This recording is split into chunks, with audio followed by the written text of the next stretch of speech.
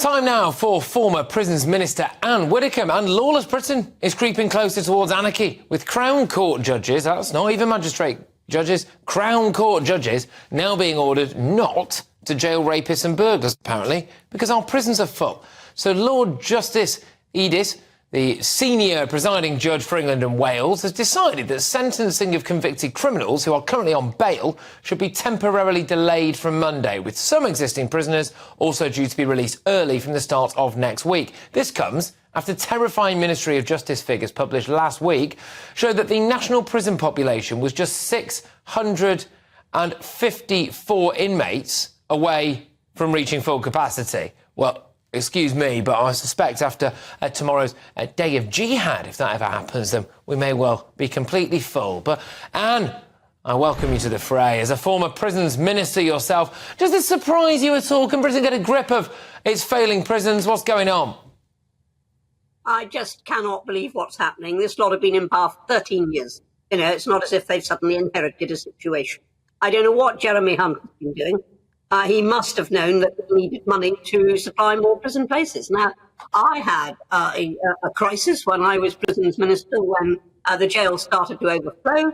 I brought in a prison ship from the United States, which Labour called the Hulk, but then kept for 9 years afterwards. Yeah. And I brought in porter cabins from Norwegian oil rigs and put them down in the grounds of medium secure prisons.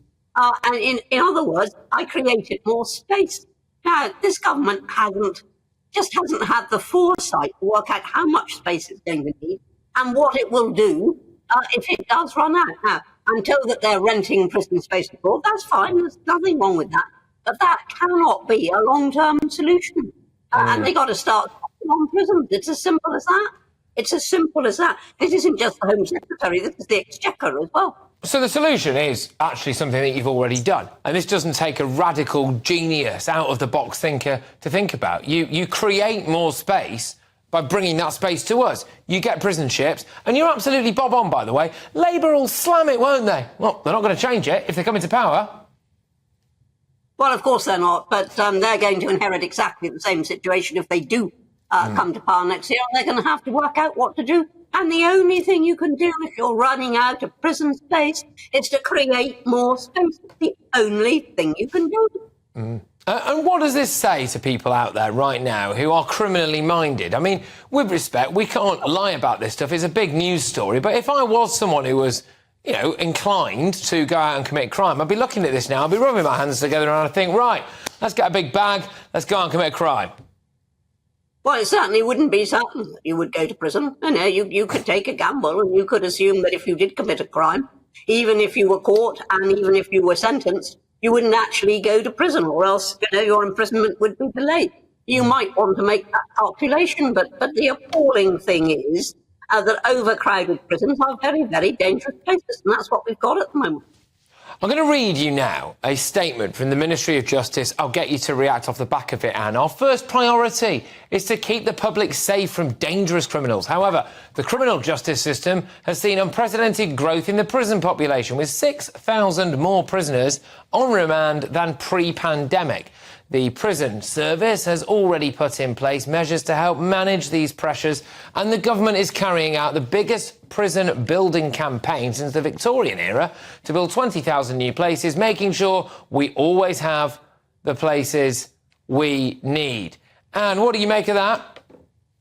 Well, jam tomorrow, isn't it? You know, we're going to create 20,000 new places. What have they been doing for the last 13 years? What have they been doing? We've seen the prison population rising. This isn't something sudden and unexpected. We've seen it rising, and yet nothing has been done except promises. So, yes, we'll have 20,000 more places at some point in the future. What use is that now?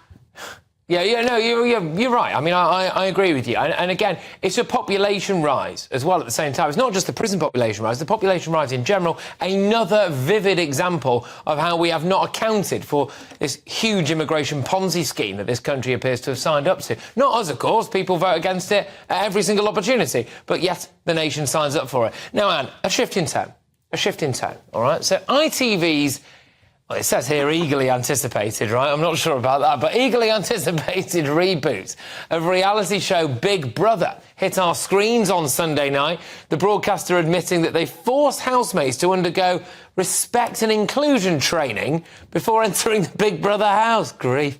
And that woke training has clearly paid dividends on the basis of this nauseating clip.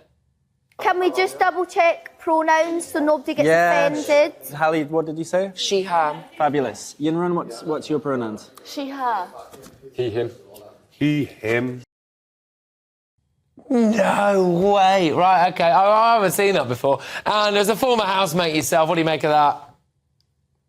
Well, if I had been in the Big Brother house now, I would have refused to take part in that. I would have said, you know, do I look like a woman? Do I sound like a woman? If so, I probably am a woman. And don't you know what pronouns you attach to women? You know, didn't you do English at school? So I certainly, if I were there now, wouldn't be participating in this rubbish. And it goes against the whole ethos of Big Brother. Big Brother is meant to be about people letting their feelings show, about confrontations. It's about all that.